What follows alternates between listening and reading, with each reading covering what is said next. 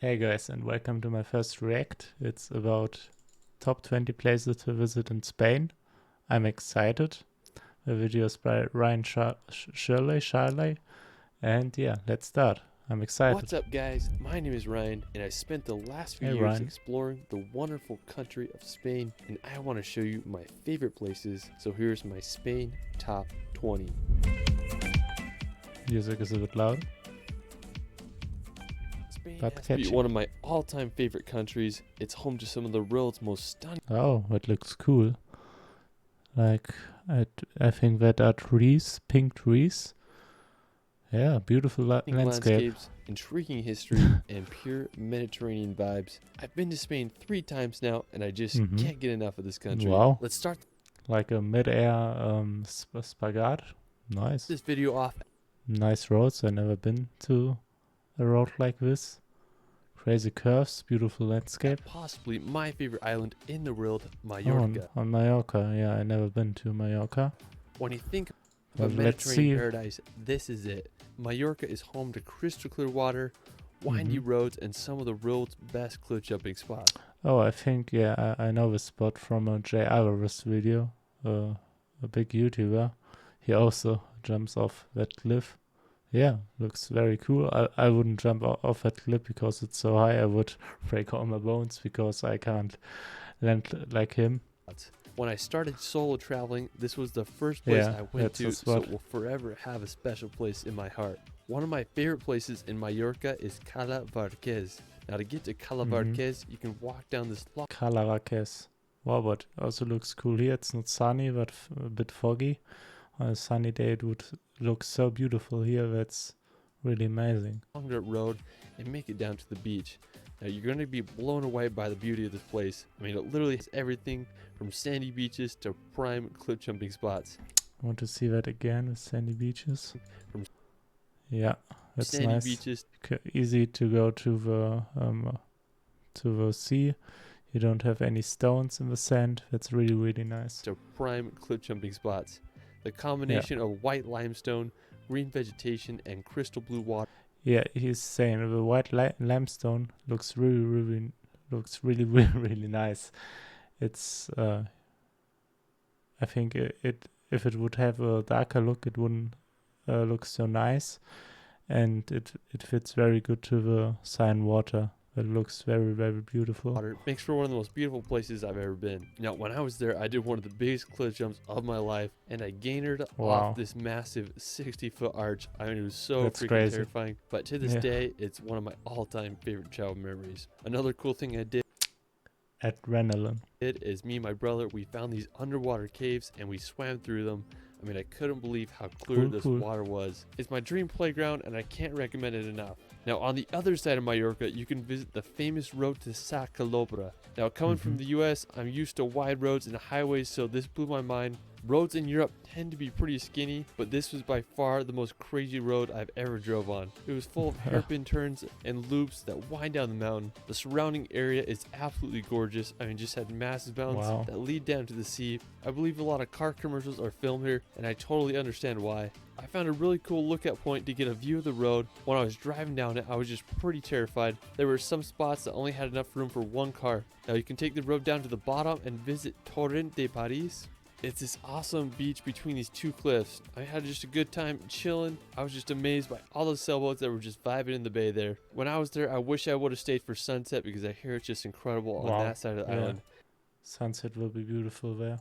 Anyways, I can't recommend Mallorca enough. It's just an amazing place. Alright, so after Mallorca, we're going to go. And you also have a Ballermann in Mallorca. Yeah, like famous place for Germans. In Germany, we say it's the 17th federal state. So Germany has 16 official ones, and Mallorca is the 17th state, so it's ours and not yours. I'll head to the Atlantic Ocean to visit the volcanic Canary Islands. They're located off the coast of northwestern Africa. Canary Islands are home to some of the world's most unique landscapes. You might as well call them the Hawaiian Islands of Europe because that's what they remind me of. The biggest and most populated island on the yeah, very huge mountains all over. archipelago is called Tenerife. Now, it looks like the prime location to film the next Jurassic Park film. I mean, it's just so crazy out there. One of the craziest places in Tenerife is the cliffs of Los Gigantes. They are these massive sheer cliff walls that rise 800 I bet he wouldn't jump off that cliff. That's crazy.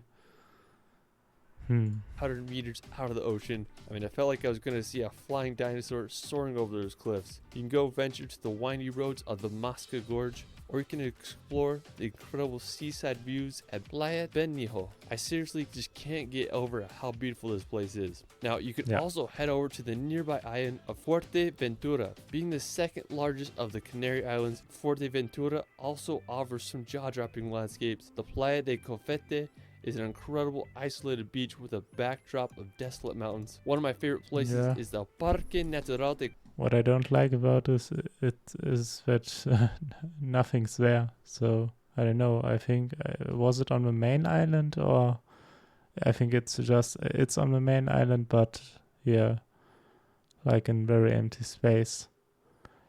I mean, it has its advantages and disadvantages. I guess most of the times there won't be many people there. But yeah, I don't know, there's also not much to do there. But sunset with girlfriend, well, will be nice there. Incredible isolated beach with a backdrop of desolate mountains. One of my favorite places is the Parque Natural de Cordoba. It's home to a pristine area that has sand dunes that go right up to the ocean. I mean, just how freaking cool is that? Fuerteventura is such a unique location. Aside from Tenerife and Fuerteventura, the Canary Islands are also home to islands such as Lanzarote and Gran Canaria. Canaries are a place that I haven't visited yet, but you best believe I'm going there as soon as I can. After, we're going to head to northern Spain. Now, northern Spain is such a stunning region. It's full of green scenery, huge mountains. Northern Spain is such a huge region.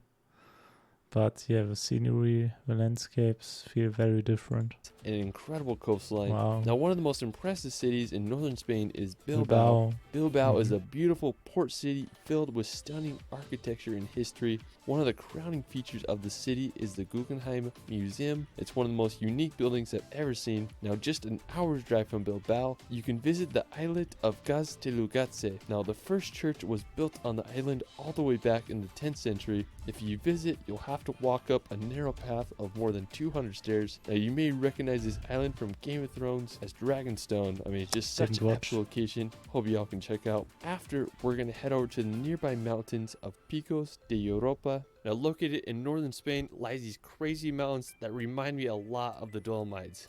This is just another place that I haven't been yet, and I just want to go so freaking bad. One of the most... Oh, he okay. Yeah, I thought he has been to other places, but it's a bit random for me now, because he just sees the photos or videos on the internet and wants to go there, but wasn't there. That's a bit weird. Most crazy and impressive places is Naranjo de Bulnes. Oh, it's this massive rock tower that shoots straight out of the mountain. I mean, just so freaking epic. I mean, it can't... Was that a real picture? It looks like art. It looks like a painting, but I guess it's real.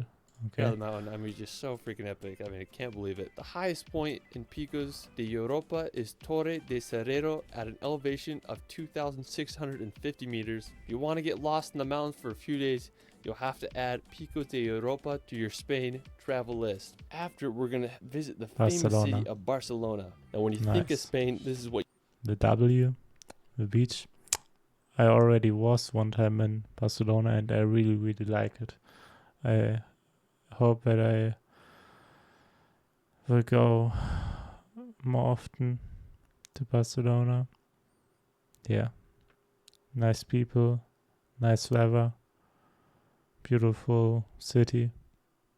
Yeah. What you probably imagine, Barcelona is home to incredible architecture, Mediterranean beaches, and an energetic vibe all around. Yeah. The most iconic attraction in Barcelona is La Sagrada Familia. It's this Roman Catholic minor basilica that began construction over 138 years ago, and it still isn't finished. It's anticipated that construction will be finished in 2026, but who knows? All I know is one of the most unique buildings in the world, and I still can't get my head around that it's been construction since 1882. After Barcelona, we're gonna head over to the nearby mountains of Montserrat. Now it's just a quick hour train ride or drive from Barcelona, making it a perfect day trip. Now Montserrat is really cool because it has these really unique mountains that give a view of all of Catalonia. Now when you get there, you can go take a cable car up to the Abbey of Montserrat, which is a mountain monastery that offers some incredible views. Now there's a ton of hiking trails that lead you to religious relics around the mountains. Definitely do some hikes once you're up there. I mean, it's just such a unique location, and you know me, I like my rocks. This place has a bunch of them. After, we're going to visit the city of Zaragoza, now located about 3 hours drive from Barcelona. Zaragoza is the 5th most populated city in Spain with a population of around 700,000. One of the most impressive features of the city is the Cathedral Basilica of Our Lady of the Pillar. It's believed that St. James was preaching the gospel in Spain around 40 AD when the Mother of God appeared to him on the banks of the river here and instructed him to build a church in her honor. Soon after, a little church was built, but this massive church you see today began construction in 1681 and took nearly 300 years to finish. I mean, I just can't believe how massive it is. Now, the Kölner Dome in Cologne isn't finished after I don't know how many 100 years. Yeah. While we're still on the topic of St. James, we're going to head to northwestern Spain to visit Santiago de Compostela. Now, what's really cool about this city is it's the location of the shrine of the Apostle St. James. Now, since the 9th century, there has been a Catholic pilgrimage route named the Camino de Santiago, or in English, the Way of St. James. During the Middle Ages, it was one of the most important Christian pilgrimages to do. The beginning of the pilgrimage begins at one's home and ends at the shrine. The route passes through some stunning towns such as Logrono or Astorga. A lot of people will walk it, or you can also cycle it. I mean, it would just be such a fun. Wow, I love cycling, and cycling here looks wonderful. One thing what I love about cycling is when you are the first time at locations you've never been before, and every meter you see something new, and that is really beautiful. Fun trek to make one day. Now afterwards, we're going to head over to the capital of Spain, Madrid. Now, located in the center of the country, Madrid is a beautiful modern city. The Plaza Mayor is a great place to visit and experience the heart of Madrid. The Royal Palace is another incredible spot. It's the official residence of the Spanish royal family, and it's the biggest palace in all of Europe. I just can't believe how big it is. After Madrid, we're going to head over to visit the nearby Alcázar de Segovia. Now, located in central Spain, about an hour's drive from Madrid, I have to say this is one of Spain's most dramatic castles. It has a very distinct shape that resembles the bow of a ship. The castle was built in the 12th century as a fortress, but served as a royal palace, prison, and military academy throughout the years. Today, it's a museum and one of Spain's most unique castles. After exploring the castle, we're going to visit nearby Toledo, located about 70 kilometers south of Madrid. Toledo is a stunning ancient city, perfectly placed on a hill. It's known as the city of three cultures due to its influences from Christians, Muslims, and Jews. The history. Okay, I want to see that image again. The roofs are very unique, so the color of the roofs, everything is in a, I don't know, gray-brown color. Looks very interesting. The history of Toledo is fascinating and complex. It was taken over by the Moors for several centuries until it was conquered in the 11th century by the Castilians. Today, the city has a population around 80,000. One of the most impressive is the Alcázar de Toledo. It was once used as a Roman palace, and then it was eventually restored in the 16th century. Another amazing city in Spain is Cordoba. It's home to more World Heritage sites than anywhere in the world, with 4. One of the coolest features of the city is the Mosque Cathedral of Cordoba. It's regarded regarded as the most accomplished monument of Moorish architecture. It was finished in 746 AD and it was converted to a Christian church in the 16th century. Another one of my favorite cities in Spain is Ronda. It's just a 2 hours drive from Cordoba and it's home to one of the most scenic bridges I've ever seen called Puente Nuevo. It was built in the 18th century to cross the El Tajo Gorge. It stands 120 meters over the canyon floor. I just can't get over the architecture of the... Yeah, I think that bridge looks really, really cool. And yeah, he's right there. Architecture is also really, really astonishing. I mean, those pillars are so large. Wow. Arches. It almost looks like a bridge you would build in Minecraft. Imagine this would be a Minecraft world, and you would build those two pillars and then the bridge on top of that. Amazing. What a beautiful spot. Now from Ronda, we're going to make the 2 hours drive to Granada. Now located at the base of the Sierra Nevada mountains, Granada is an elegant Spanish city. The crowning feature of Granada is the Alhambra. It's a fortified Moorish palace that was completed in 1354. The interior of this palace is stunning. There's a reflection pool and a pillared courtyard. I mean, I totally understand why it's one of the most renowned Islamic buildings in Europe. After Granada, we're going to head over to Seville. Now, as the capital of the Andalusia region in Spain, Seville is a very historic city where flamenco dancing was born. The Cathedral of Seville will blow your mind. It's one of the largest churches in the world, and it's the world's largest Gothic church. Another impressive site in the city includes the Plaza de España. It's a beautiful place that's the perfect combination of Baroque, Renaissance, and Moorish art. Looks really cool, very monumental. I don't know if there are many people there during the day, but it's if I would live there, I would definitely come there like a few times per week and just relax, listen to music, maybe meet some friends there. Looks cool. That's the perfect combination of Baroque, Renaissance, and Moorish architecture. Afterwards, we're going to visit the nearby port city of Cadiz. Very right, like almost a style of in the style of Greece. Now located on Spain's southern coast, about an hour's drive from Seville, Cadiz is one of the oldest continuously inhabited cities in Europe, as it was founded by the Phoenicians over 3,000 years ago. And I just think it's such a beautiful city with its white buildings as they're placed perfectly on the narrow strip of land. Now after Cadiz, we're going to head over to the energetic city of Valencia. Now being Spain's third most populous city, Valencia is full of culture and history. It's located on Spain's southeastern coast. One of the most impressive attractions in Valencia is the City of Art. City of Arts and Sciences. Okay. So it's like a museum, I think. I would guess. With a lot of water. But looks very, very cool. Also, if you like running, you have this little park here.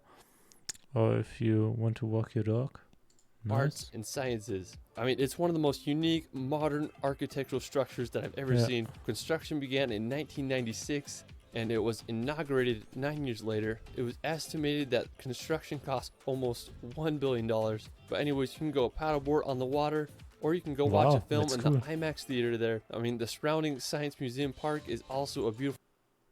I have to say, that's, I think, the most amazing thing that I saw in the video, or let's say human-made things. I'd never seen that before, and I'm really, really amazed to see that. It's wow. Beautiful place to walk around and enjoy the beauty of Valencia. Alright, so for my last location, we're going to head over to the wild island of Ibiza. Now, while Ibiza is known for crazy nightlife and party city, it also has some of the world's best beaches. I think also the home of David Guetta.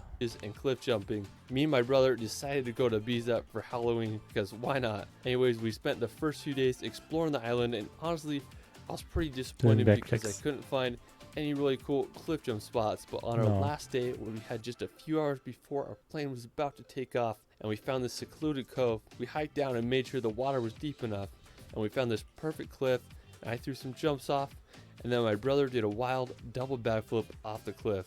One of my favorite places on Not Ibiza bad. is this island called Isla de Esvedra. It's this rugged, uninhabited island that shoots over 400 meters straight out of the ocean. Now there's a lot of myths and legends about Esvedra, and some claim that it's the third most magnetic place in the world. I'm not sure about it, but I don't know. It's not so amazing for me. It's just a few rocks out of water. I mean, you would have to go get a boat or a ferry, or just a boat to get there. It's very, very complicated when it doesn't look like you can walk much on there because it's so steep.